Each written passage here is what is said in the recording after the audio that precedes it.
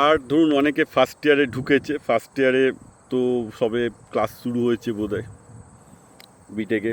অনেকে প্রাইভেটে কম্পিউটার সায়েন্সে ঢুকেছে, ঢুকে এখন আমাকে জিজ্ঞাসা করছে স্যার কীভাবে প্রিপারেশান নেবে। তাই কীভাবে প্রিপারেশান নেবো না, আমার ইউটিউব চ্যানেল বিপ্লব পাল 2000-এ আগে দুটো পডকাস্ট অবশ্যই দেখবে, একটা অংশুমান চক্রবর্তী, একটা অংশুমান ভট্টাচার্যের সাথে।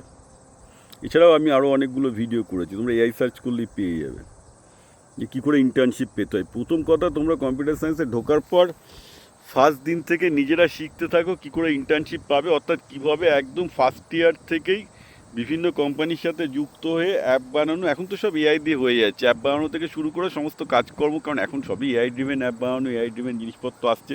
আজকাল এইসব জাভা কোড টেকনোলজি পাইথন শিখে কোনো লাভ নেই। সব কিছু এআইকে একটা ফেবলসকে বা মানে কোডেক্স অথবা কোয়াক্সকে বললে সবই করে দিচ্ছে, রাইট? ওইগুলো করে কোনো লাভ হবে না। সুতরাং সোজা কথা হচ্ছে, যেসব কোম্পানিগুলো আজকাল সব কোম্পানিগুলো এআই দিয়েই সমস্ত কিছু আইটি ডেভেলপ করে দিয়ে দিচ্ছে, কিন্তু একটু টেস্টিং করা প্লাস এআই যেগুলো ভুল টুল করছে এগুলো ম্যাক্স মেসেজিং করা এইসব করে।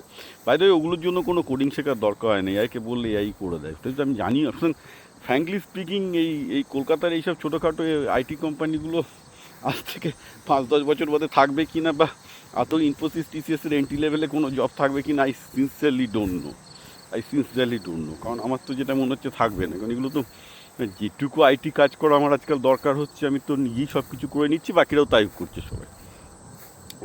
It does not have any return actually, ঠিক আছে? তো তোমাদের এগুলোকে ভাবতে হবে, হ্যাঁ।